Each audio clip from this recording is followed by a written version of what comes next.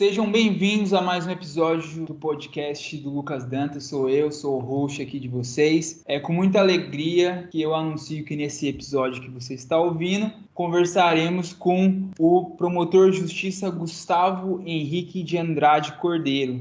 Ele é mestre em Direito pelo Univem, é docente do Univem, doutorando pelo ITE de Bauru, diretor regional da Escola Superior do Ministério Público Regional de Marília e muito mais que a gente vai conversar aqui durante o episódio. Gustavo, muito obrigado por ter aceito o convite, é uma honra tê-lo aqui. Bom dia, vamos começar, já vou começar com conteúdo. Antes de você nos dizer qualquer coisa, eu quero saber da história da sua vida, do comecinho do seu nascimento, do seu contexto familiar, até o momento em que você escolheu cursar o Direito. Gustavo, vamos lá, tá contigo. Vamos lá, Lucas.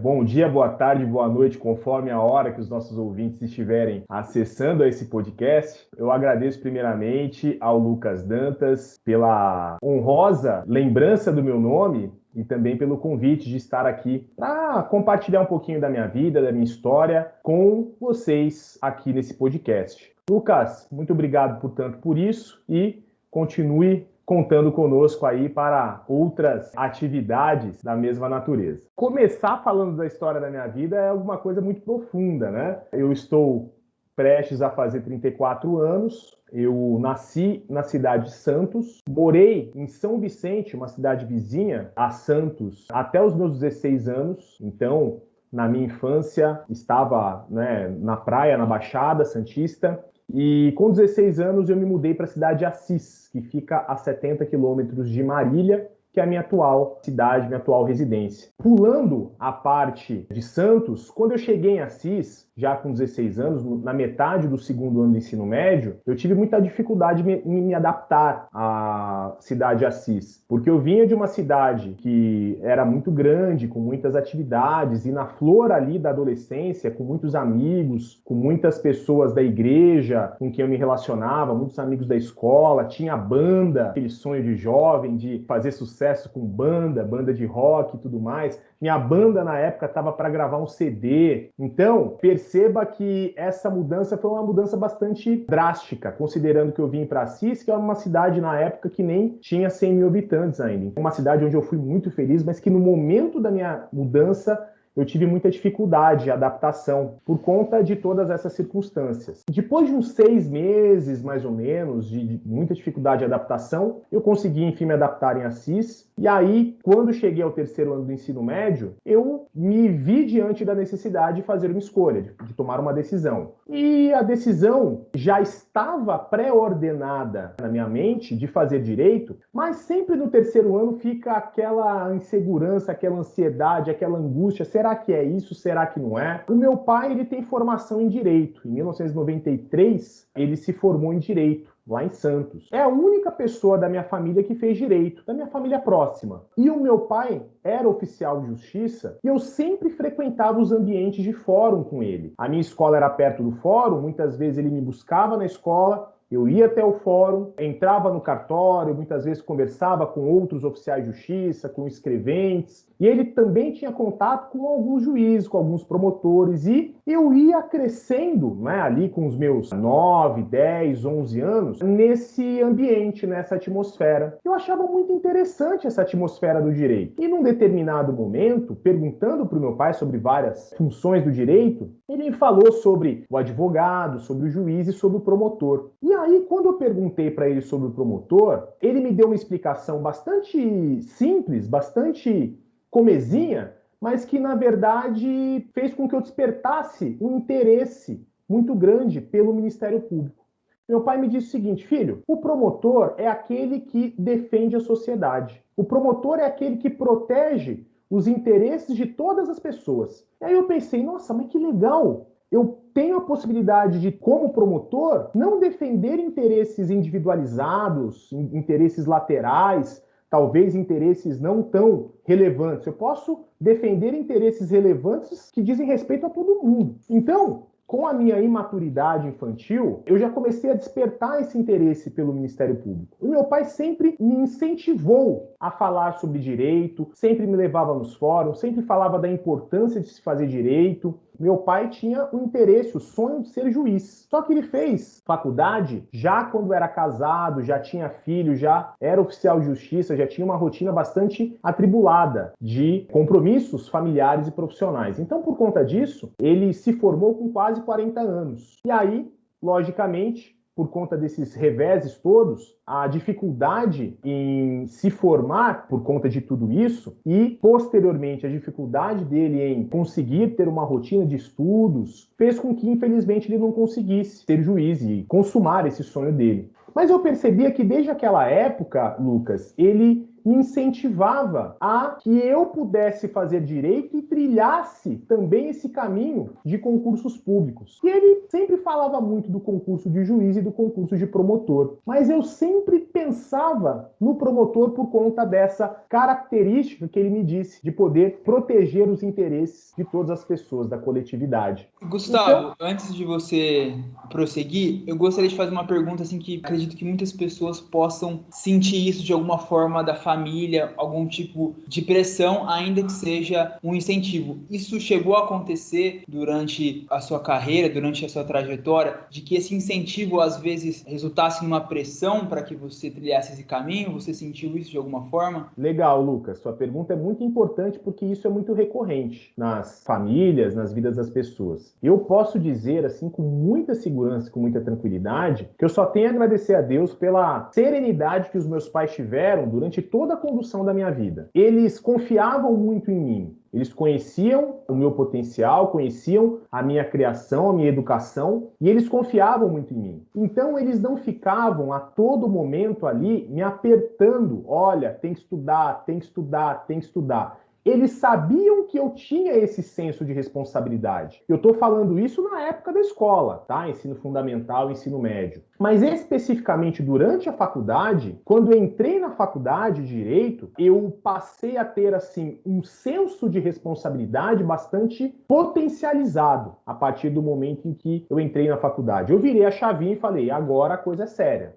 Agora não dá mais para brincar de estudar, porque o meu futuro profissional depende disso, de uma faculdade bem feita. Então, durante a faculdade, eu estudava bastante e os meus pais, ainda que com alguma dificuldade, porque envolvia muito custo operacional, as idas até a faculdade, a mensalidade, comprar livros, mas eles sempre ajudaram muito nesse ponto e sempre compraram os livros necessários, sempre me incentivaram muito nessa perspectiva. Aí, durante o concurso público, durante as minhas trajetória de estudo, Lucas, eu também não tenho que falar dos meus pais no sentido de pressão. Muito pelo contrário, eles sempre me incentivavam. Mas assim, quando vinha uma reprovação, nunca era objeto de, por exemplo, olha, filho, lembra aquele dia que você não estudou e você saiu para jantar? Então, aquele dia que você foi jogar bola? Então, talvez esteja a hora de não fazer isso. Nunca ouvi isso, cara. Meus pais foram muito sábios durante toda essa trajetória. O grande vilão de tudo isso, Lucas, era eu. Eu sou um sujeito extremamente perfeccionista, extremamente duro comigo mesmo.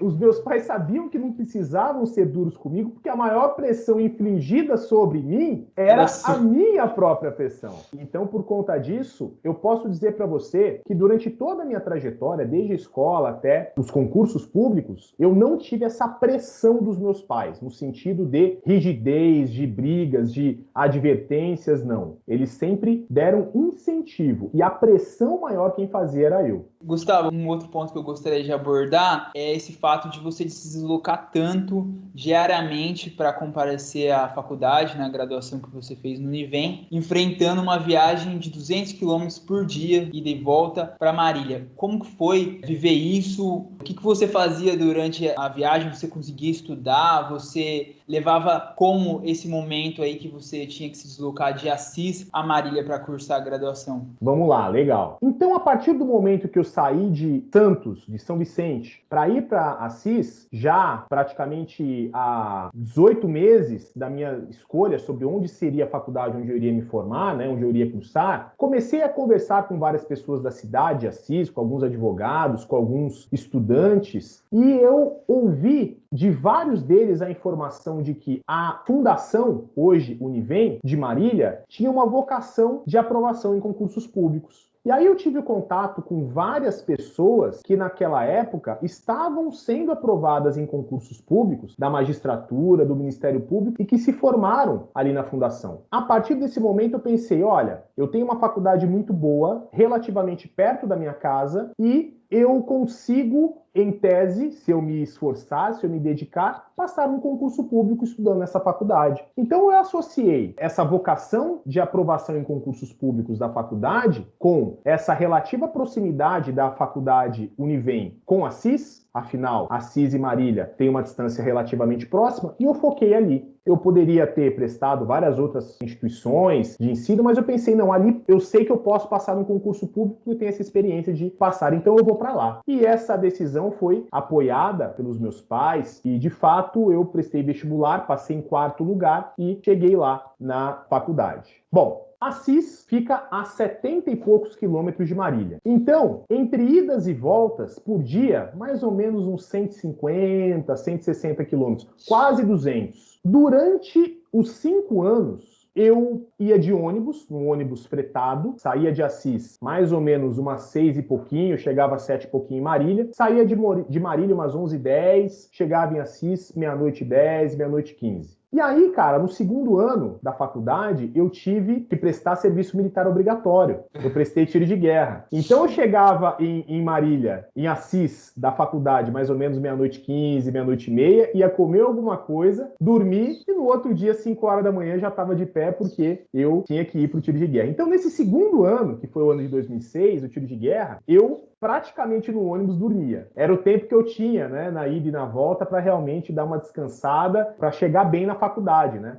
Felizmente, durante a faculdade, mesmo no 2º ano, consegui estudar bem, né? Não tive problema assim de dormir na aula, nada disso. Mas o período do ônibus era para essa finalidade. Agora, 1º ano, 3º, 4º e 5º, a ideia era a seguinte: na ida, eu sempre procurava estar lendo alguma coisa e ouvindo música, mas eu sempre levava um livro, normalmente de direito penal. Eu gostava muito de direito penal. Então eu pegava um livro do Fernando Capês, de parte especial de direito penal, e eu ia lendo o volume 2 dele, que vai do homicídio até os crimes lá de vilipêndio a cadáver, né, do artigo 212 do Código Penal. Uma leitura despretensiosa, para aprender mesmo, para ver, para assimilar aquelas questões. Em semana de prova, a gente ia lendo a matéria da prova, né, os cadernos e tudo mais, mas eu procurava na ida sempre ter assim uma ideia de aproveitar o tempo. E na volta também da mesma forma. Então, num certo sentido, esse período de ônibus, quase 2 horas no dia, era um período útil para mim. Porque talvez se eu estudasse na minha cidade, eu não estaria 2 horas estudando, lendo, né, me aperfeiçoando. Evidentemente é cansativo, né? Por 5 anos você pegar estrada aí quase 200 km por dia, mas eu sentia que valia a pena.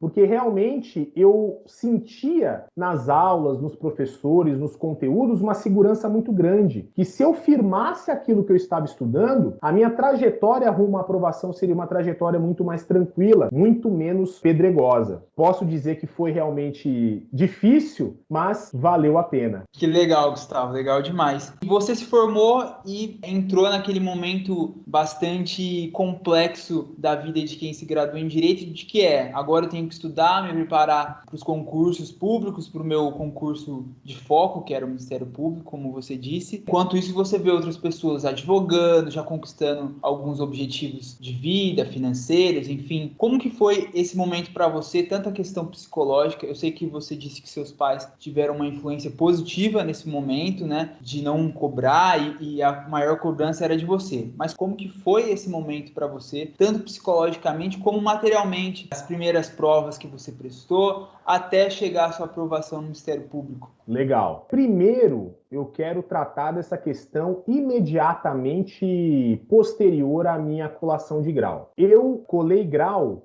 em janeiro de 2010. Na minha época, não era possível prestar a OAB antes de formado. Então, eu prestei a OAB no final de janeiro de 2010. Então, no meu 5º ano, durante o 5º ano da faculdade, a minha faculdade na época era anual, o que eu fazia? No último semestre, eu já comecei a fazer o cursinho para a OAB. No último bimestre, eu já não ia mais para a faculdade. Por quê? Eu já estava as matérias todas concluídas, fechadas. Eu, felizmente, fiz uma faculdade muito séria. Não vou dizer, Lucas, que eu nunca fui pro bar, tá? Eu ia pro bar de vez em quando. É bom até desmistificar que às vezes as pessoas pensam, não, o cara que passa em concurso público é o cara que é o nerd, ficava na biblioteca. Não, cara. Quando tinha aula vaga, eu ia pro bar. Quando tinha uma matéria que eu sabia que não caía no Ministério Público, e eu já tinha fechado aquela matéria no ano, por exemplo, direito do trabalho, direito previdenciário, eu ia para o bar. Que não sirva de estímulo para que vocês que estão nos ouvindo, que querem concursos públicos e estão na faculdade, para que vocês abandonem tudo e fiquem só no bar, mas para também não ficar aquele mito de que quem quer ser bem-sucedido não vai para o bar. Não é assim. Dá para você conciliar as duas coisas. Então, durante a faculdade, Lucas, eu sempre tive muito firme isso, de dar, assim, muita atenção para as matérias que caíam no MP. Então, eu estudava as matérias que não caíam, mas fechou, beleza,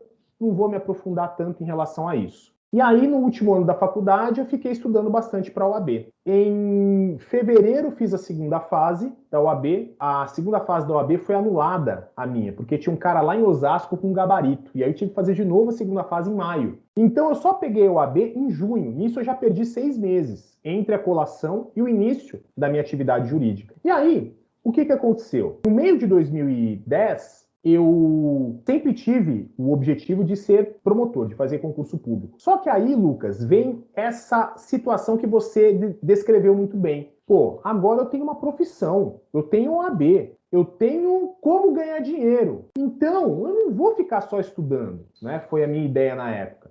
Eu vou conciliar os estudos com o trabalho. E aí eu fui morar em Londrina, na casa do meu tio Paulinho, tia Regina, e eu comecei a advogar no escritório lá. E fiquei 6 meses lá, advogando e estudando. Mas os meus estudos não estavam tão intensos ali. Eu acabei, na verdade, perdendo um pouquinho do ritmo de estudos. Fui advogar. Eu cheguei num determinado ponto em que eu tomei um tombo de um cliente num valor muito significativo, em que eu fiz o trabalho e aí eu tomei um tombo muito grande. Aí eu pensei, cara, será que eu realmente estou indo para o caminho certo? Por quê? Eu estou estudando menos do que eu deveria, eu estou trabalhando, fazendo o meu melhor, e se o cara não quiser me pagar, ele não me paga, e aí até executar, e...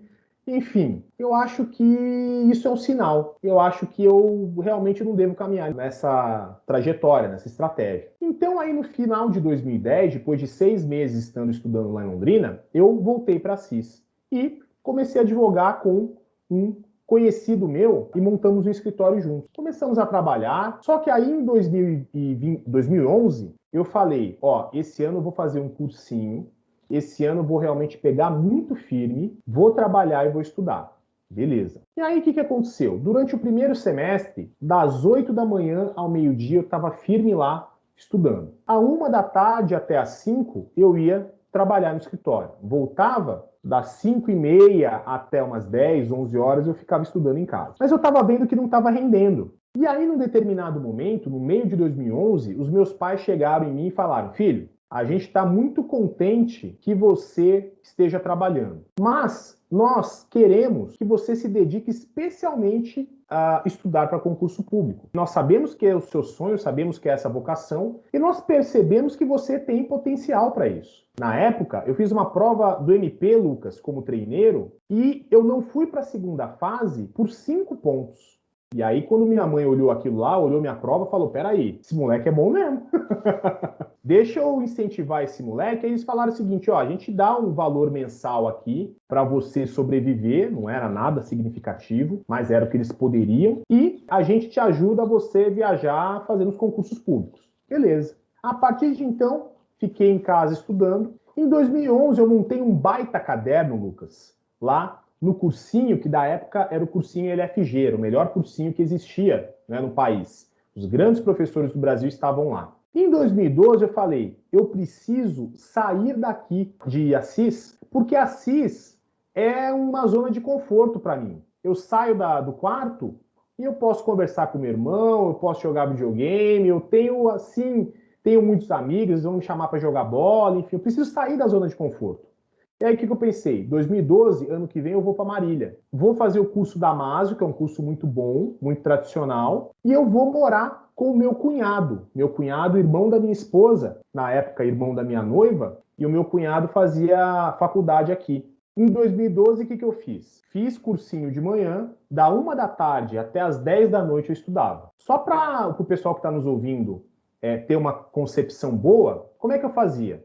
Eu dividia o meu dia por 5 blocos. 4 blocos de 2 horas e o último bloco de 1 hora. A cada 50 minutos, eu parava 10 minutos para descansar. E aí, estudava mais 50 minutos, 10 minutos, e assim até o final do dia. Às vezes, quando eu estava meio cansadão, no meio do dia, eu parava uma meia hora para dar uma descansada boa, e aí eu voltava com o mesmo pique. Na época, felizmente, Lucas, não tinha WhatsApp, o Facebook nos celulares, né, nos smartphones, não era da mesma forma como é hoje, não tinha Instagram, então isso facilitou muito. Mas o que eu fazia? Eu deixava meu celular no modo avião. Por quê? Eu podia receber SMS, podia receber ligação. E aí, nesse ano de 2012, cara, foi um ano determinante para mim. Porque, cara, eu estudava muito. Eu pegava aqueles meus cadernos, eu pegava aqueles minhas sinopses, era o meu prato de comida, cara. Eu nunca passei necessidade, graças a Deus, mas também não esbanjava.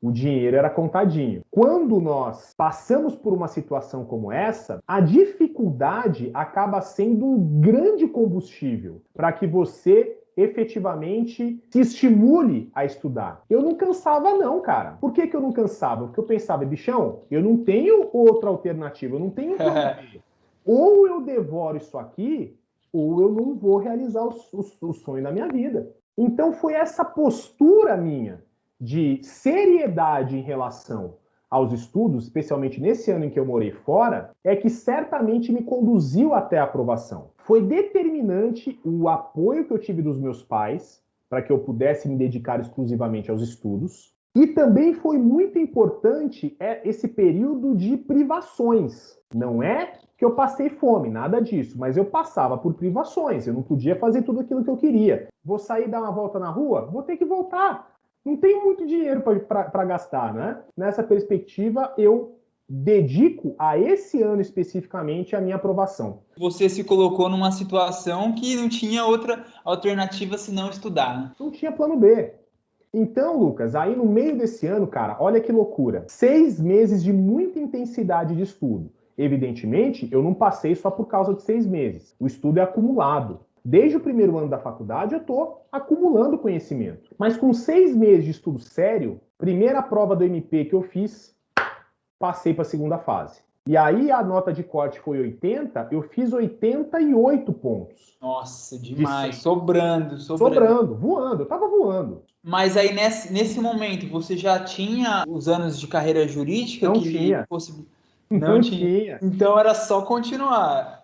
Pelo seguinte, eu comecei a atividade jurídica em junho de 2010. Então, 2011 e 2012. Eu fui para a segunda fase do MP em junho de 2012. Quer dizer, eu não tinha ainda o tempo de atividade jurídica. Eu teria o tempo de atividade jurídica em junho de 2013. Então, nesse concurso que eu fui para a segunda fase, se eu fosse para a prova oral e fosse aprovado, eu não poderia assumir. Porque eu ainda não tinha atividade jurídica necessária. Eu fui para a segunda fase, cara, e ser promotor em São Paulo sempre foi o sonho da minha vida. E aí, rapaz, quando eu fui fazer a segunda fase, as 2 primeiras linhas da peça prática saíram assim meio tortas, porque eu tremia, de tão nervoso que eu ficava. Nossa. Porque era o meu sonho, cara. Eu pensava assim, é a minha chance. Só que eu ainda não estava maduro para passar. E aí eu fiz uma prova de segunda fase, que foi o concurso de 2012 do Ministério Público, o MP 89, o 89º concurso. Eu fiz uma prova muito imatura.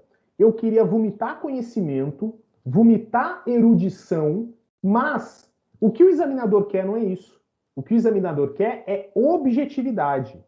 É que você seja sucinto, trazendo o maior número de informações possíveis no menor espaço possível. Afinal de contas, Lucas, imagina, no MP de São Paulo, são 800 provas, 900 provas que o examinador está lendo. Você acha que o examinador vai ter paciência quando tiver um candidato arrogante lá, que fica vomitando conhecimento e arrotando erudição? Ele não vai ter essa paciência, ele vai querer ir direto ao ponto. E eu digo isso, Gustavo, desculpa te interromper mais uma vez, mas eu digo isso para a vida, porque os juízes, os desembargadores também estão lotados de casos e não tem mais tempo, infelizmente, para cuidar da erudição de todo mundo que quer ser erudito no direito. E são muitas pessoas que querem. Concordo, cara, concordo plenamente. Assim, eu como promotor, também na minha atuação prática, eu percebo essa situação. Eu lembro até que um tempo atrás o tribunal lançou uma campanha, petição 10, sentença 10, não assim limitando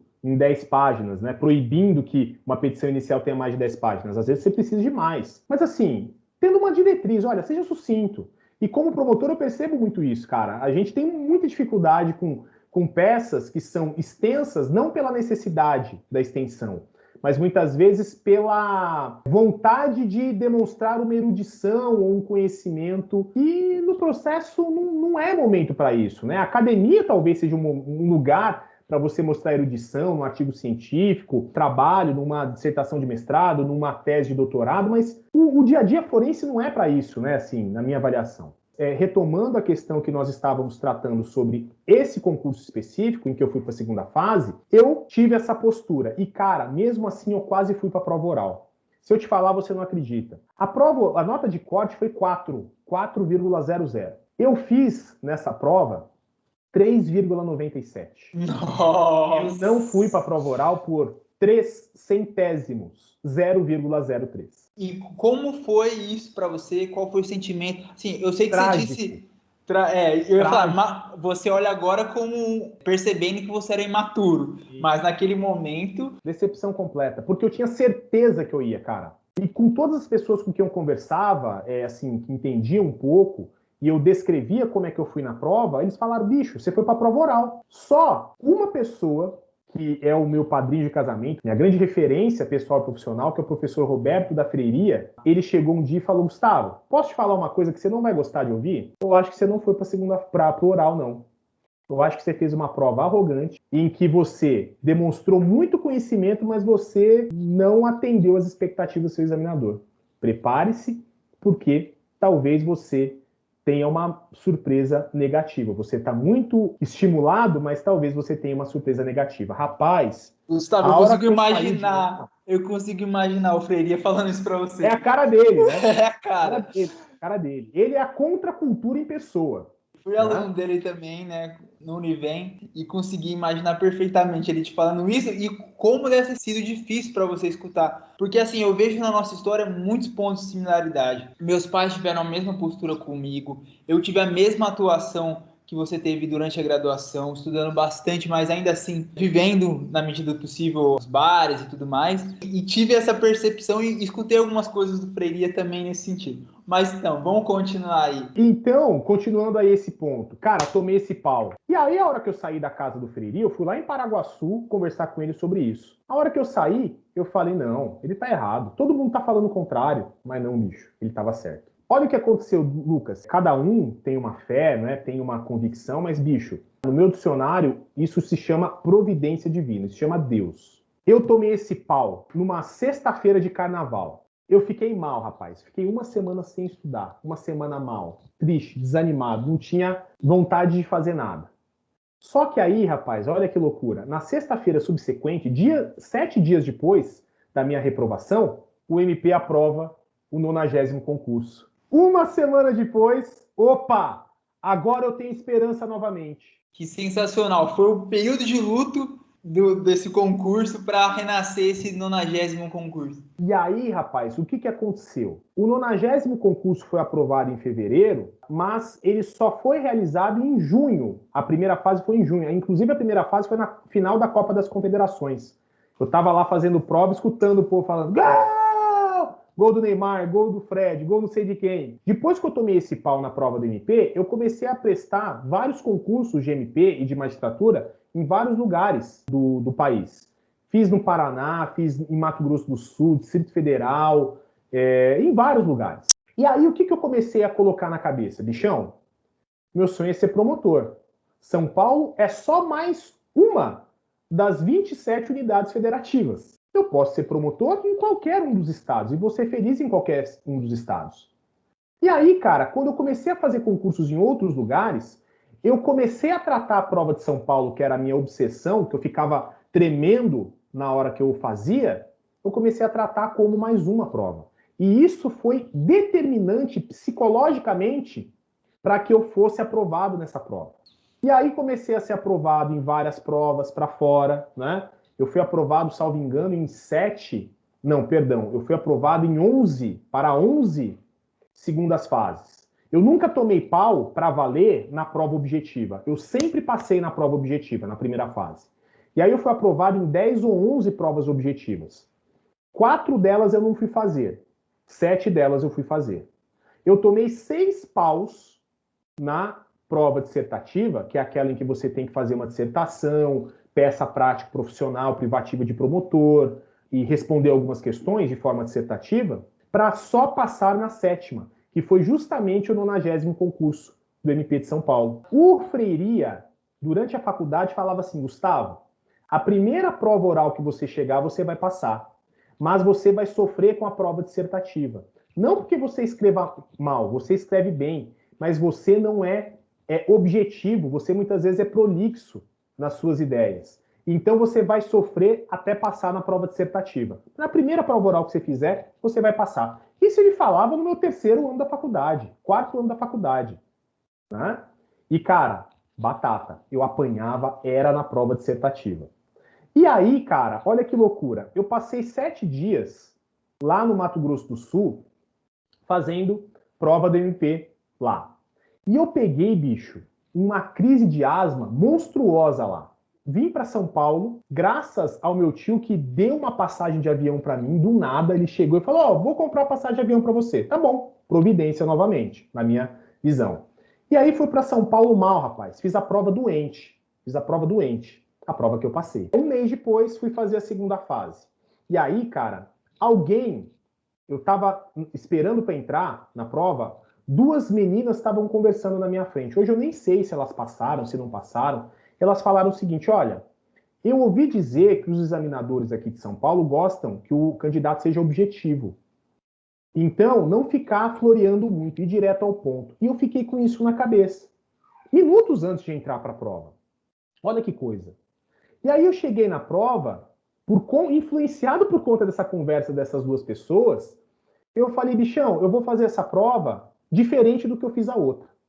E eu vou te dizer, Lucas, eu fiz uma prova do 90 pior tecnicamente do que a prova do 89. Na prova que eu fui reprovado, eu fiz uma prova com mais conhecimento jurídico demonstrado. Mas a prova do 90 que eu fiz foi uma prova mais madura. Foi uma prova em que eu fui direto ao ponto, eu não fugi das questões, fui objetivo, sucinto, batata. Saiu o resultado, aprovado para a prova oral. E aí a aprovação para a prova oral, cara, é aquela loucura, né? A gente tem várias certidões para pegar, e aí no momento que foi aprovado, já liguei pro Roberto. Falei: Robertão, tô na prova oral. Ô, Gustavo, graças a Deus. E aí ele me lembrou: você se lembra do que eu falei para você na faculdade? Você ia sofrer na prova dissertativa, mas você vai passar na sua primeira prova oral. Fique tranquilo que você vai passar nessa prova. E Lucas, você conhece a tradição do Roberto de preparação de candidatos para a prova oral há mais de 20 anos. Então você sabe que ele é um dos caras que no Brasil tem maior experiência em preparação para a prova oral. Ouvir isso desse cara que tem essa experiência me deu uma motivação, rapaz, muito grande. Muito grande. E a prova oral, Lucas, é o maior medo de todos os candidatos. Mas é a prova menos difícil, tecnicamente. É a prova que o candidato está mais nervoso, por quê? É ali, não tem muito o que fazer, é cara a cara. Mas, tecnicamente, não são perguntas difíceis que são realizadas. E aí nós treinamos, o Roberto e eu, por 2 ou 3 meses, acredito, por 3 meses, eu saía de Assis, vinha para o Univen em Marília, passava o dia, a tarde aqui treinando e voltava. Beleza. E aí, rapaz, durante os treinamentos eu comecei a ganhar uma confiança tão grande que no dia da minha prova, eu cheguei ali na porta do MP, assim, com o meu espírito da seguinte forma: eu vou deitar nesses velhinhos. Eu vou devorar. Esses velhinhos não vão aguentar comigo. Evidentemente, era uma postura interna de incentivo e de estímulo, de motivação. Durante a prova, eu mantive ali o protocolo de bastante submissão apanhei com classe, tive, assim, realmente um desempenho muito satisfatório, muito bom. Tanto é, Lucas, que eu passei em 66º na prova dissertativa e eu passei no concurso, na classificação definitiva, em 24º. Então eu tive um salto ali na classificação geral. Por quê? Por conta da minha facilidade em falar e por conta também da preparação do Roberto. Porque não é só falar bem, é você empregar a técnica correta, porque prova oral tem técnica correta. O Roberto chegou e falou o seguinte no treinamento: Gustavo, você fala muito bem, você é muito eloquente. Num determinado momento, esteja certo de que os examinadores vão apertar você nesse ponto. Eles vão testar a sua humildade. Eles vão perguntar, vão falar, você fala muito bem, você teve um desempenho excelente. Por quê? No olhar do examinador, o cara que é muito bom sabe que é bom. Então, quando eu tive um desempenho muito bom, o que eles precisavam saber? Se eu era humilde. Qual era a minha postura diante da exaltação de um bom desempenho? E aí o Roberto falou, ó, você vai falar isso, isso, isso e isso. Beleza. Dito e feito. Chegou... Cara, desculpa, fiquei muito curioso. Qual que era a resposta a isso? A resposta era a seguinte. Eu vou dizer o que eu disse, né, sobre a orientação do Roberto. Durante a minha prova, o carrasco da banca, que era o mais duro, mais rígido, eu fui muito bem com ele. E ele me levou até o último sinal. Tinham 2 sinais. O primeiro sinal batia aos 10 minutos de arguição e o segundo batia aos 20 minutos de arguição. Ele perguntava coisas que eu sabia. Então eu indicava o artigo de lei, o número da resolução, o parágrafo, o inciso. Eram coisas assim que eu tenho muita facilidade para decorar, tá? Então eu trazia essas informações que normalmente os outros candidatos não trazem na prova oral. Eles trazem a resposta, mas não com essa riqueza de detalhes. E aí o que aconteceu? Um promotor lá de Assis, que hoje eu sei que é o promotor Eduardo Amâncio e também o promotor José Calderoni, os dois estão em Assis até hoje. Eu fui estagiário lá em Assis, do MP, aliás, foi um ponto que eu esqueci de falar, né, na nossa conversa. Eu fui estagiário do MP por 3 anos e meio. Então, esse amor pelo Ministério Público foi muito desenvolvido e sedimentado durante o momento do estágio. Aí eu falei, eu quero ser isso. E aí, cara, eles falaram o seguinte, olha, esse candidato tem a memória prodigiosa. Putz, ele começou a testar minha memória para ver se era prodigiosa. E eu respondia. Chegou lá na prova, na entrevista pessoal, que é depois da prova oral, é uma entrevista reservada, só a banca e o candidato, todo mundo sai. O examinador perguntou, ô doutor, nós recebemos aqui uma informação de que o senhor tem uma memória prodigiosa. E eu apertei o senhor bastante, eu percebi que o senhor tem a memória prodigiosa, o senhor é um excelente candidato. O senhor acha que o senhor tem a memória prodigiosa? O senhor enxerga que o senhor está assim entre os melhores dessa prova oral? E aí, como é que você responde isso, Lucas? Nossa, difícil, hein? Difícil. Porque também uma falsa humildade também não é bem vista, né? Então, o equilíbrio aí seria essencial no meu modo de ver. Mas eu não podia ser nem arrogante nem mentiroso. Então, o que eu falei? Evidentemente, com um ar de naturalidade, depois de treinado, né, por muito tempo, para falar isso aí. Falei, excelências, eu estou talvez no concurso mais concorrido e mais difícil do Brasil. Né? Mais de 11 mil candidatos prestaram essa prova e eu cheguei aqui entre esses 120, 130 aprovados para a prova oral. Eu tenho acompanhado as arguições e tenho visto que o nível técnico dos candidatos é muito alto.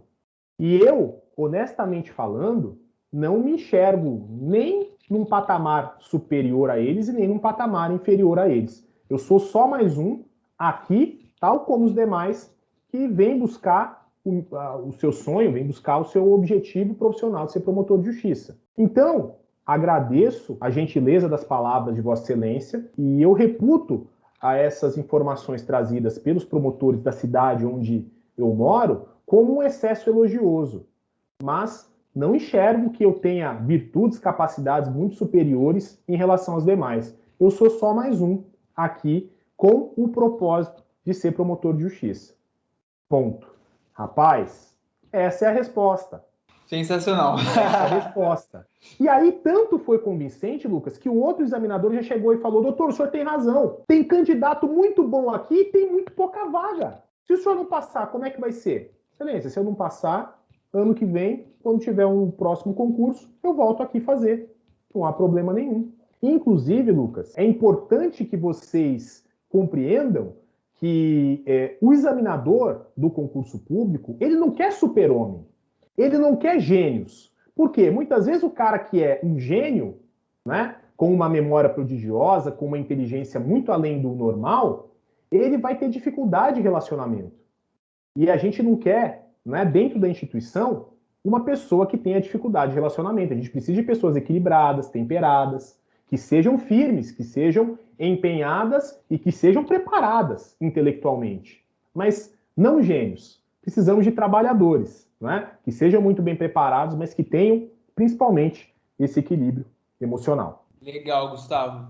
Legal mesmo, muito legal ver você falando dessas coisas, porque acho que aguça não só a curiosidade, como o interesse, enfim, na sua trajetória. Eu vou tentar agilizar um pouco essa parte final, porque a gente tem que abordar 2 pontos.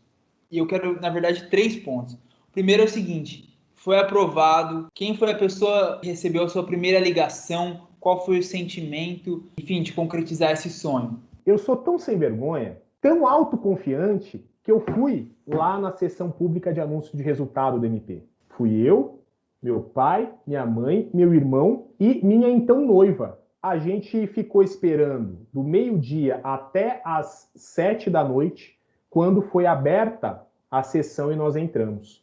E aí os nomes iam sendo divulgados. 1, primeiro colocado, 2. Chegou lá, 24º.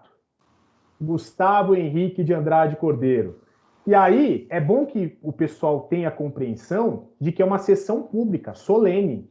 Então, os candidatos que estavam lá, que iam sendo aprovados, eles não emitiam sons, eles não comemoravam de forma efusiva. Mas eu não consegui, cara. Quando eu ouvi meu nome, eu falei, passei! Dei um grito. E aí abracei meu pai, minha mãe, meu irmão, minha noiva. E eu tenho, inclusive, talvez vocês não consigam ver, mas eu tenho uma marca disso até hoje. A minha noiva estava com um anel e esse anel fez um ferimento quando eu pulei assim, ao ouvir meu nome, e eu tenho a marca até hoje da minha aprovação aqui. Espero que nunca saia essa marca, porque é uma marca especial. O próprio presidente da banca, né, o Dr. Thiago Sintra Zarif, ele sorriu, ele deu risada, né, com a minha reação, porque foi uma reação incomum. E aí, cara, eu tava com as pessoas mais especiais da minha vida ali. Então eu não precisei dar uma ligação. Eu ali, né, me confraternizei com eles. Depois voltamos para Assis no mesmo dia. E no outro dia eu fui na casa do meu avô. Meu avô era vivo. E meu avô sempre foi a minha grande referência pessoal e profissional, né? Eu até me emociono um pouco por falar do meu avô. Eu não sou de me emocionar muito. Mas vamos lá, vamos respirar.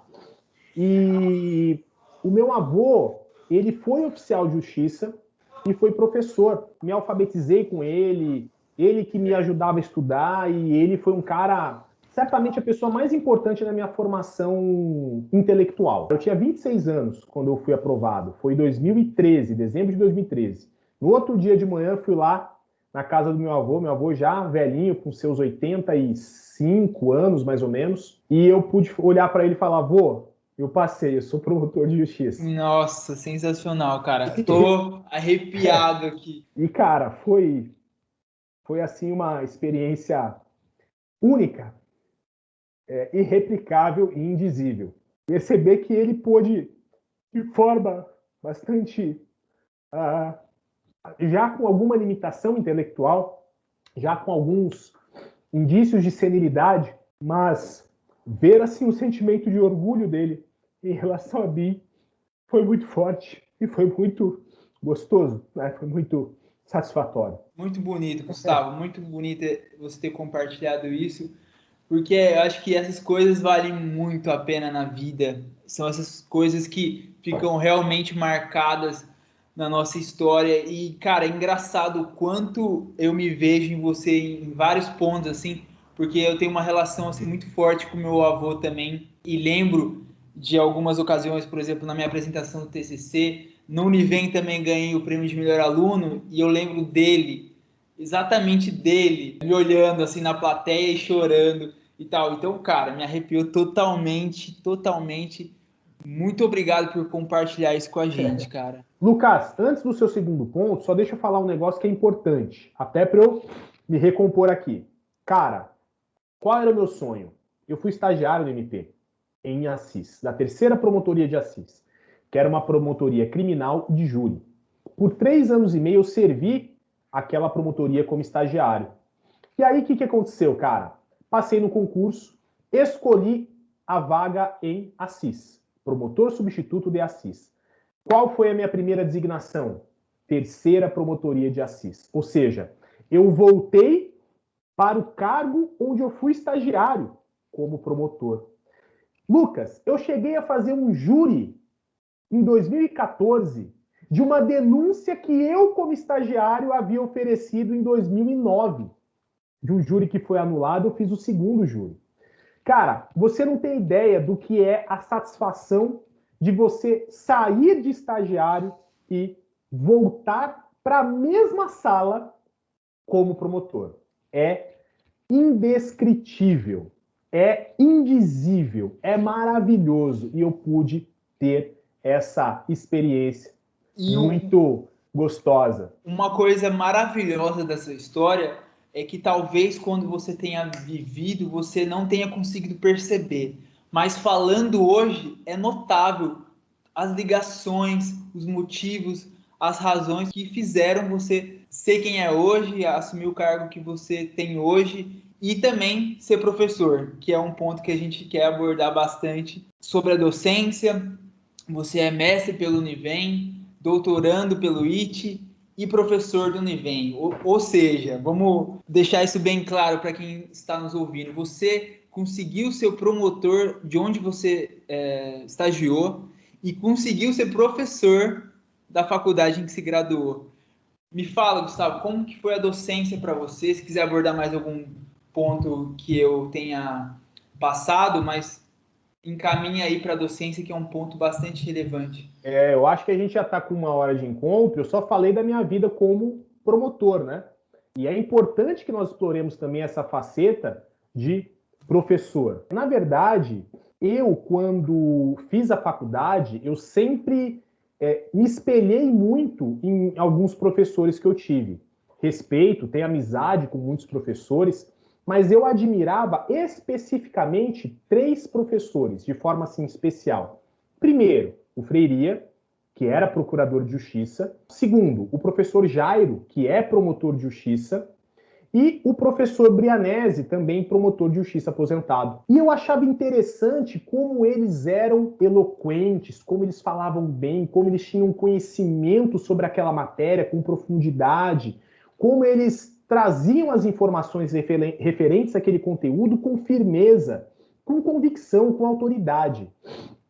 E isso só durante a faculdade confirmou o meu propósito, a minha intenção de ser promotor, porque os melhores professores que eu via, no meu entender, durante a faculdade eram promotores. Então eu pensava, então eu quero mesmo ser promotor, porque eu quero ser que nem esse cara. É inevitável que, naquele momento de faculdade, ainda com a maturidade profissional muito pequena, nós nos referenciarmos mais em pessoas do que em objetivos profissionais e tudo mais. E aí eu falava, eu quero ser promotor e eu quero também ser professor. Falar que nem esse cara fala, né? Ter a didática que esse sujeito tem. E lá no cursinho também tive aula com um professor chamado Rogério Sanches, que é promotor de justiça, que também confirmou isso. E eu olhava para ele e falava, cara, como a aula dele é muito boa, como ele explica bem, como ele é didático, ele é promotor. Então esses 4 caras assim foram decisivos para que eu pensasse, eu quero ser promotor, mas eu também quero ser professor, eu quero ensinar as pessoas. Um cara que facilite a vida de outras pessoas, como esses caras estão facilitando a minha. E aí veio daí a minha ideia de ser professor. Eu não decidi ser professor. Eu acho que eu sou professor desde quando eu me entendo por gente. Porque desde a época da escola, as matérias que eu gostava mais e tinha mais facilidade, português, história, geografia, dava aula dessas matérias antes das provas para os meus amigos. Eu explicava o que acontecia. Né? E, Gustavo, a gente pode falar que além de ser natural, é uma questão genética, né? Exatamente. Eu ia chegar nesse ponto, Lucas, mas pode falar. Não, era isso que eu ia comentar, que você me contou anteriormente que você é bisneto, neto e filho de professores. Exatamente. Eu sou a quarta geração de professores da minha família. Então, na verdade, a docência está no sangue. A vocação de ensinar, de explicar, de esclarecer. E, num certo sentido, depois que eu me vitaliciei, depois de 2 anos de estágio probatório no MP, e aí eu pensei, eu quero ser professor, eu quero dar aula na faculdade. E aí eu falei, estava em Itapeva na época, Lucas. Só um breve parênteses sobre a minha carreira, eu fui promotor substituto por 3 meses em Assis. Aí eu assumi Martinópolis como entrância inicial, que é uma cidade perto ali de Presidente Prudente, fiquei 2 anos e 4 meses lá. Fui para Itapeva, fiquei 1 ano e 1 mês em Itapeva, e aí vim para Marília, estou em Marília já há 3 anos e meio. Para chegar em Marília são 10 anos de carreira, 15 anos de carreira. E na época eu tinha 3 anos e meio de carreira. Minha carreira é meio meteórica, cara. E assim, eu imaginei, não vai dar certo. Só que era uma promotoria muito pesada, nem todo mundo tinha interesse nela. E aí, rapaz, o pessoal foi desistindo. Eu era, salvo engano, o 8º ou o 9º da lista. E aí, no último dia de desistência, chegou em mim. Eu falei, não, é mim, ninguém tira. É mim, ninguém tira. Me promovi para Marília. Tomei posse aqui em Marília em 1º de novembro de 2017. Então, a ideia de ir para o mestrado foi essa, de realmente me capacitar formalmente para que eu pudesse ser professor de fato. Beleza. Em 2018, eu recebo a informação de que já falei que é promotor, de que um professor muito querido, que foi meu professor, certamente o professor que eu mais admiro, né, admirei na minha graduação, que ele foi mandado embora. Tudo bem, é da área de penal e processo penal, que é a minha área, mas assim, nem cogitei nenhuma associação. Um certo dia, estou comendo lanche com a minha esposa já com um barrigão desse tamanho, chega o professor Ednilson, na época coordenador do curso de Direito, e senta na mesa ao lado. Ô, Gustavo, tá bom. Diz uma coisa, o que você está pensando pro ano que vem, 2018? Falei, não estou pensando em nada. Estou pensando na minha filha nascer e de concluir o mestrado, de dissertar o mais rápido possível. Você tem interesse em dar aula lá no Univem? Falei, pelo amor de Deus. Que pergunta. É o que eu espero, né, desde que eu saí de lá. O Univem é a minha segunda casa, cara. O Univem, assim, é de fato o meu território. É onde eu me sinto ambientado. Então, seria um sonho. Seria a realização de um sonho dar aula lá. Mas, a sua pergunta foi se eu tenho interesse. Eu tenho interesse sim, chefe. Seria um grande prazer, um grande privilégio estar lá. Mas, evidentemente, fico à disposição para caso o meu nome eventualmente seja cogitado. Ponto final. Isso foi no final de dezembro. Não, isso foi no meio de dezembro. Dezembro, janeiro, e nada. Eu falei, acho que não vai ter nenhum tipo de conversa nesse sentido, né? Porque ninguém me falou nada. Aí, no meio de janeiro, o professor Ednilson me liga, Gustavo, pode dar um pulinho aqui na faculdade? Posso. E aí eu tive a oportunidade de receber o convite para dar aula de Direito Processual Penal e também de Legislação Penal Especial, no Univem. Comecei, então, em 2018, estamos lá já há quase 4 anos e com a perspectiva, com a expectativa de ficarmos lá por décadas, né? Os professores do Univem, Lucas, você sabe muito bem disso, eles ficam lá por décadas e décadas. Temos professores de 30 anos, de 20 anos. O professor Coraine ficou quase 50 anos lá. Pois é, eu ia falar dele e olha que legal, né? Meu pai cursou graduação em Direito lá, você após meu pai e eu após, e tivemos muitos professores em comum. Pois é, Jairo tive aula, o Brianese, meu pai, teve aula, e você teve aula. Enfim, vários professores. E Ednilson e Viviane também tive aula. Mas legal. E daí você aceitou o convite e como que foi o primeiro dia de aula? E também aproveitando e perguntando sobre já ter sido tão cedo homenageado pela turma de Direito na formatura, como é que foi? Eu, na verdade, em 2018, eu comecei a dar aula no Univem. Mas em 2017 eu já dava aula em Itapeva, lá na FAIT. Então, eu já tive essa experiência de sala de aula inicial lá na FAIT. Eu dava aula toda terça e toda quarta lá na FAIT. Essa turma da FAIT é a minha primeira turma. né? Entendi. Minha turma especial por ser a primeira. Então, quando eu cheguei no Univem, em 2018, no ano seguinte, eu tive uma experiência muito gostosa no primeiro dia de aula. Eu já comecei a dar aula para uma turma em que a minha estagiária era aluna. Então, assim, já tinha conhecimento dela, alguns estagiários do MP também estavam lá, enfim. Mas foi especial, cara, por estar no Univem. Eu preciso ser bem honesto. O Univem é, para mim, sem a pretensão de fazer propaganda institucional, mas assim, abrindo o coração, sendo muito franco, eu devoto ao Univem o fato de eu ser promotor e de eu ser professor universitário hoje. Talvez eu não tivesse esse contato com os professores que me fizesse ir para o lado do Ministério Público. E também, cara, quem abriu as portas para a minha carreira da docência foi o Univem. E como surgiu a docência em cursos preparatórios? Como isso entrou na sua vida e qual que é o seu sentimento em relação a isso? Eu acho que é bastante especial também por conta da sua trajetória. Você também cuida de cursinhos para a fase oral, salvo engano. Sim, Me fale, sim. por gentileza, um pouco sobre esse ponto.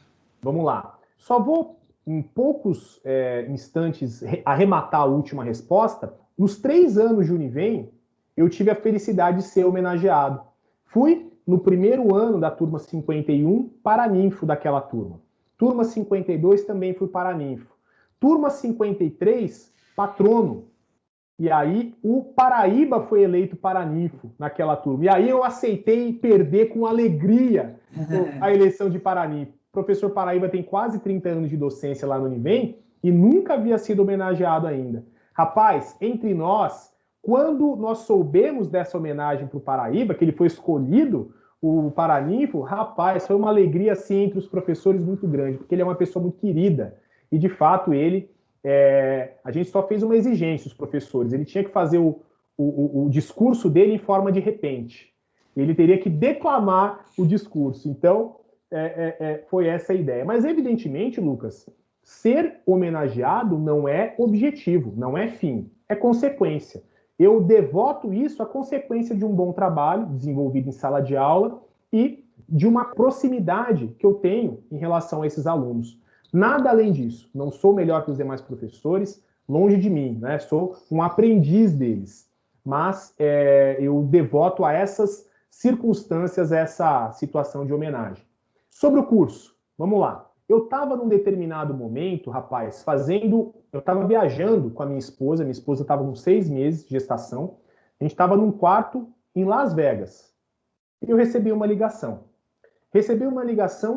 De uma pessoa chamada Diego Spencer, que era o diretor pedagógico de uma empresa, de uma startup chamada Adverum, lá do Recife, me chamando para que eu pudesse compor o time deles de professores que preparam para a prova oral e que preparam para provas objetivas e dissertativas. A ideia não era de aula ainda, era mais de uma orientação, não é? Sobre como estudar para a primeira fase, sobre como estudar para a segunda fase e como estudar para a prova oral.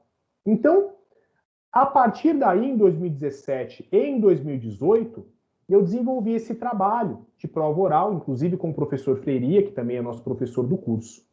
Em 2019, o que aconteceu, Lucas? O Adverum, que é essa startup, foi adquirida pelo Grupo CERS, que é do professor Renato Saraiva. É um grupo muito conhecido, com mais de 10 anos de história. E o professor Renato Saraiva comprou a Adverum, de maneira que houve uma fusão entre as equipes. E aí, o que aconteceu?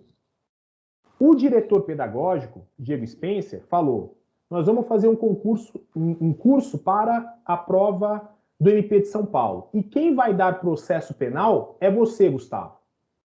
E aí eu falei, meu Deus, eu vou dar aula num cursinho. Eu vou dar aula num cursinho, num curso, Lucas. E quem dava processo penal? E quem dava penal era o Rogério Sanches, que alguns anos atrás eu estava assistindo uma aula dele. Quem dava processo civil, Cristiano Chaves. Direito civil, Cristiano Chaves. Processo civil era o professor Daniel Amorim Neves. Só fera. Quem dava tributário era Eduardo Sabag. Cara, todos os professores que me deram aula lá no LFG, eu estava dividindo aula com eles no curso. Rapaz, isso foi para mim assim impactante. Primeiro eu falei, meu Deus, será que eu dou conta? Será que realmente eu devo estar aí? E aí eu falei, eu vou.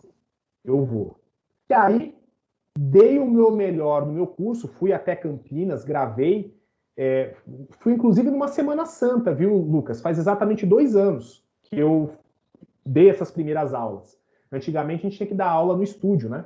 Lá em Campinas ou em São Paulo. Então a gente tinha que pegar avião e tal. E aí gravei 2 dias inteiros, todo o meu curso, tal, legal. Comecei a receber feedbacks muito positivos dos alunos, feedbacks muito positivos do pessoal do pedagógico, até que em 2020 o Renato Saraiva pessoalmente me liga. Gustavo, tudo bem? Ô, professor, tudo bom? Tudo bem, graças a Deus. Aí comecei a tremer, né? O que será que o Renato quer comigo? Ó, a gente quer te convidar para você lecionar no nosso principal curso aqui do SESC, que é o curso Carreiras Jurídicas. E você também vai lecionar no outro curso, que é o curso do MP e Magistratura. E aí? Eu faço assim na época que o telefone era assim, né? Hoje em dia o telefone não é mais assim. Para quem não está vendo, só está escutando, eu estou fazendo aquele sinal de telefone do hang loose, tá? Como se os telefones hoje fossem assim. E aí eu fiquei atônito, perplexo. E aí eu falei, professor, missão não se questiona, missão se cumpre. Então, conte comigo, vai ser um grande prazer estar com vocês no curso. E aí, no ano passado, em 2020, dei todo o curso de Direito Processual Penal, nesses 2 módulos, e em 2021, também consolidado, agora não mais apenas no Carreiras Jurídicas, mas em vários cursos de cartórios, procuradorias, MP Magistratura. E uma coisa muito interessante, Lucas. Bom, é o 2º ano, então, em que eu estou, assim, consolidado no curso. Creio que daqui em diante, devo ser um dos nomes fixos, né, em que o curso confia para estabelecer aí o seu corpo docente. E aí, Lucas, olha que interessante. Eu não sabia, mas o Univem e o SERS estavam fazendo, no começo desse ano, uma parceria. E aí, professor Ednilson, que é o nosso pró-reitor acadêmico, professor Teófilo, que é o nosso coordenador do curso de Direito, eles tiveram várias reuniões com o professor Renato. E num determinado momento, o professor Teófilo, conversando com o professor Renato Saraiva, fala do meu nome, que eu sou professor do curso e também professor da instituição de ensino do Univem. Renato Saraiva, ele não me falou, mas o professor Teófilo me confidenciou isso. O Teófilo me liga logo depois da reunião e fala, ó, tava com o Renato Saraiva em reunião. E aí? Ele falou de você. E aí eu fiquei meio assustado, né? A gente não sabe. O que ele falou, Teófilo?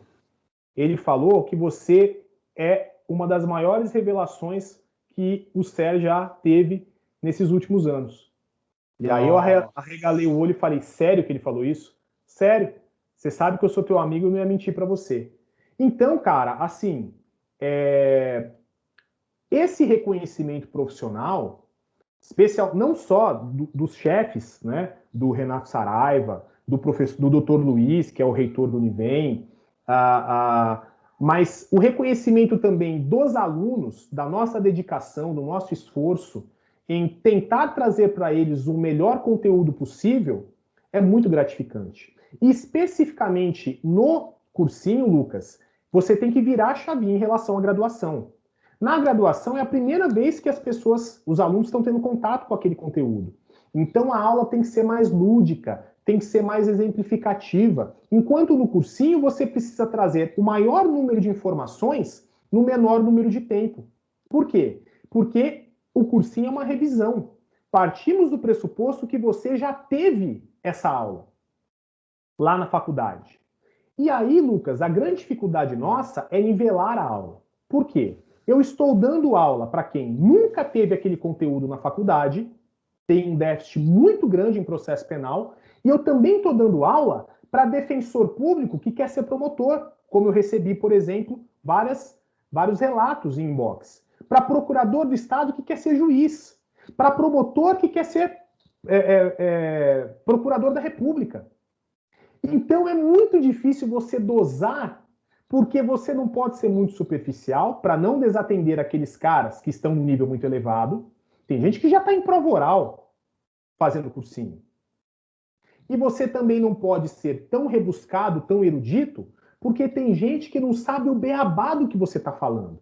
Então isso é complexo. E para nós associarmos, equilibrarmos esses pontos, isso é extremamente difícil. Mas isso te dá uma carcaça para saber falar com qualquer público que você tenha, que acho que te prepara para tudo aí que possa vir. Com toda certeza, Lucas. Mas perceba que o grande, na minha avaliação pelo menos, a grande escola da docência é o júri. Lucas, eu fui promotor do júri até chegar em Marília. Em Itapeva eu fazia júri toda semana. Imagine como é você explicar questões jurídicas para leigos. Imagine explicar o que é dolo eventual para leigos. Imagine explicar para leigos um laudo pericial. Cara, o júri é uma escola. E eu digo que muito da didática que eu adquiri como professor, eu adquiri no júri. Porque eu tinha que convencer pessoas que eram leigas sobre coisas técnicas. E como é que eu ia explicar isso? E aí eu precisava desenvolver técnicas, estratégias para trazer coisas que são difíceis ao nível de facilidade, ao nível de que fossem palatáveis. Então foi o júri que me deu, cara, uma grande escola para que hoje eu fosse professor. E para que, como professor, eu soubesse dosar qual é o público com o qual estou lidando. Na graduação, a minha aula é uma. No cursinho, a minha aula é outra. Em determinados cursos, no curso de prova oral, por exemplo, Lucas, é uma outra situação. Quem está na prova oral sabe mais do que eu, Lucas. Por quê? Eles estão estudando desde a hora que acorda até a hora que eles dormem. Então, é importante que você tenha essa percepção, como professor, de quem é o destinatário da sua aula. Para quem você vai ensinar aquilo. E a partir disso, você desenvolver a sua estratégia de aula. Esse é um ponto fundamental para que você seja bem-sucedido como docente. Maravilhoso, Gustavo. Chegamos aqui em 1h43 de conversa, mas eu acredito que, cara, para mim foi um dos episódios mais emocionantes, assim, talvez até por essa similaridade de trajetória de vida, porque tem bastante coisa que eu vivi como você, então, cara, realmente foi emocionante. Infelizmente, temos que chegar ao fim, mas eventualmente a gente conversa de novo, tratando de outros pontos. Mais uma vez, quero agradecer pelo seu tempo, por ter compartilhado toda a história da sua vida com a gente. Acredito que vai ajudar muita gente de todas as carreiras jurídicas e certamente até a pessoas que não estejam relacionadas ao direito, porque é uma história de vida muito interessante, muito rica em detalhes, muito emocionante também, e que certamente inspira pessoas como me inspirou aqui te ouvindo. Então, muito obrigado, cara. Muito obrigado de verdade. Imagina, Lucas. Olha, eu, na verdade, renovo os meus agradecimentos pelo convite. Eu já conto com o episódio 2, tá? Faço questão que a gente retorne. Gostei muito da conversa, gostei muito da nossa dinâmica. O episódio 2, se Deus quiser, a gente vai tratar de outros temas também importantes. Mas da minha parte, só tenho a agradecer, desejar a você uma carreira também rica, vitoriosa, abençoada, gloriosa, e esteja certo que a partir, né, desse nosso contato inicial, os nossos caminhos, né, vão se aproximando e a gente vai fazendo, pensando em novos projetos aí em conjunto. Vai ser um privilégio, né, estar com você em outras searas. E para quem está nos ouvindo, teve paciência de me ouvir depois de 1h e tanto, né, de conversa, eu quero agradecer a você pela sua paciência, né, pela sua perspectiva em nos ouvir, em procurar saber um pouquinho sobre nós. E só deixando um recado, se você achou interessante, não é, a minha vida, a minha trajetória, a minha carreira, eu tenho um Instagram onde eu apresento conteúdos jurídicos em que eu falo sobre alguns pontos importantes e onde eu gosto de interagir com as pessoas. Eu gosto de receber histórias de vida, gosto de receber, olha, professor, eu estou meio preocupado com os estudos, eu não sei o que eu faço. Eu dou dica para o pessoal, ajudo o pessoal lá no inbox. Meu Instagram é Gustavo H.A. Cordeiro. Gustavo H.A. Cordeiro. E vai ser um grande privilégio ter você lá, trocar uma ideia com você e a gente poder efetivamente interagir. E se de alguma forma, né, diante da minha experiência de vida, eu não sou um cara muito experiente, Lucas. Vou fazer 34 anos. Mas assim, eu acho que eu já vivi bastante coisa e eu talvez possa ajudar as pessoas, especialmente aquelas que estão pensando em concurso público, aquelas que estão pensando em seguir uma carreira na docência. Creio que de alguma forma eu possa contribuir, ajudar com a minha experiência, com as minhas estratégias, com as minhas técnicas, para que essa pessoa possa também ser bem-sucedida nos seus propósitos, objetivos profissionais. Então, fica esse o meu recado. E muito obrigado de verdade, Lucas, pelo carinho, pelo convite e também pela paciência em me ouvir depois de quase 2 horas de conversa.